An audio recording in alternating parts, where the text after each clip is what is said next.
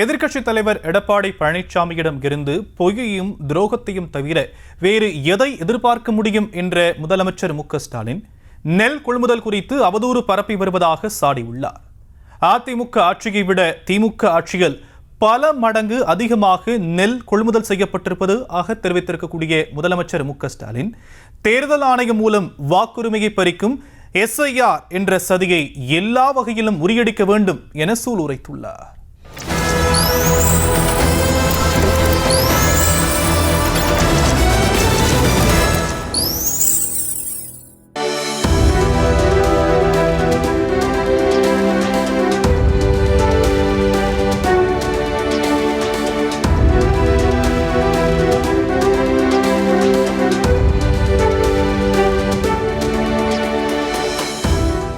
தென்காசி மாவட்டத்திற்கு அரசு முறை பயணமாக சென்ற முதலமைச்சர் மு.க.ஸ்டாலினுக்கு கழுநீர்குளம் பகுதியில் வைத்து உற்சாக வரவேற்பு அளிக்கப்பட்டது. வாகனத்திலிருந்து கீழே இறங்கி வரவேற்பை ஏற்றுக்கொண்ட முதலமைச்சர் மு.க.ஸ்டாலின் வீராங்கனை ஒருவரிடமிருந்து சிலம்ப கம்பை வாங்கி சிலம்பம் சுற்றினார். வீரர் வீராங்கனைகளுக்கு போட்டியாக கம்பை வைத்து முதலமைச்சர் சிலம்பம் சுற்றியதை பார்த்து பொதுமக்களும் கைதட்டி ரசித்தனர்.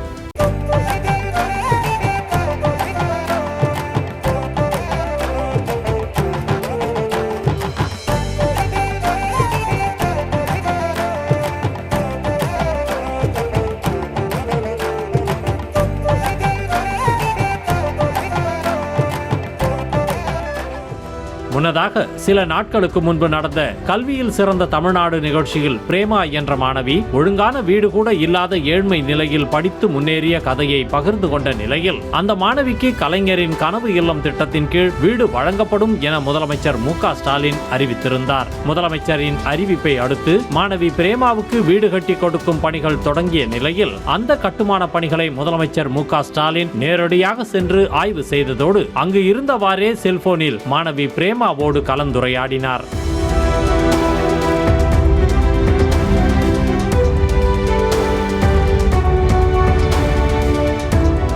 இதனை அடுத்து விழா அரங்கிற்கு வந்த முதலமைச்சர் மு.க.ஸ்டாலின் முதலில் மாற்றுத்திறனாளிகளுக்கு நலத்திட்ட உதவிகளை வழங்கியதோடு தோட்டக்கலைத்துறை சார்பில் அமைக்கப்பட்ட அரங்கத்தை பார்வையிட்டார். மேலும் கலைஞரின் கனவு இல்ல திட்டத்தின் கீழ் 1 லட்சமாவது வீட்டிற்கான சாவியை இலத்தூர் பகுதியைச் சேர்ந்த சுமதி என்ற பெண்ணுக்கு வழங்கிய முதலமைச்சர் 155 கோடி ரூபாய் மதிப்பிலான முடிவுற்ற பணிகளை தொடங்கி வைத்ததோடு 290 கோடி ரூபாய் மதிப்பிலான புதிய பணிகளுக்கு அடிக்கல் நாட்டினார். மேலும் 131 கோடி ரூபாய் மதிப்பிலான புதிய நலத்திட்ட பணிகளை முதலமைச்சர் மு.க.ஸ்டாலின் துவக்கி வைத்ததோடு மொத்தமாக 2,44,469 பயனாளிகளுக்கு நலத்திட்ட உதவிகளை வழங்கினார்.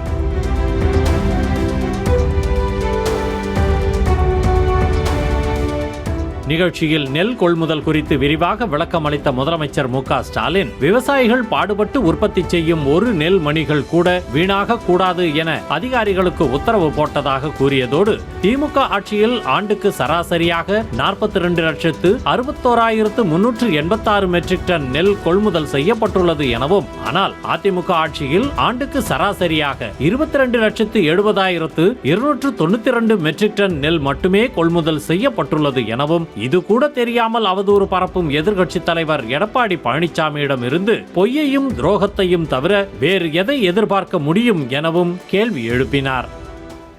விவசாய பெருமக்கள் பாடுபட்டு உற்பத்தி செய்கிற நெல்லை ஒரு நெல்மணி கூட வீணாக கூடாதுன்னு அதிகாரிகளுக்கு நான் உத்தரவிட்டிருக்கிறேன்.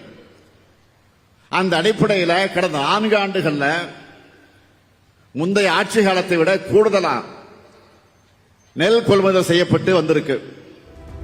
வடகிழக்கு பருவமழை தொடங்கியுள்ள நிலையில் எடுக்கப்பட்டுள்ள முன்னெச்சரிக்கை நடவடிக்கைகள் என்னென்ன என்பது குறித்து விளக்கிய முதலமைச்சர் மு.க.ஸ்டாலின் மக்களை காக்க எங்களுக்கு யாரும் சொல்லித்தர வேண்டியது இல்லை எனவும், பாதிக்கப்பட்ட உட்கட்டமைப்புகளை சரி செய்ய கூட மத்திய அரசு நிவாரண நிதியை ஒதுக்க மறுக்கிறது எனவும் குற்றம் சாட்டினார்.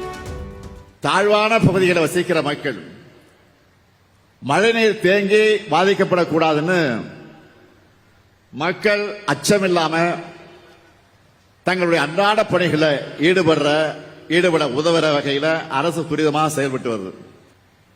இப்படி போர்க்கால தயாரிப்பு நிலையோடு நாம இருக்கிறோம்.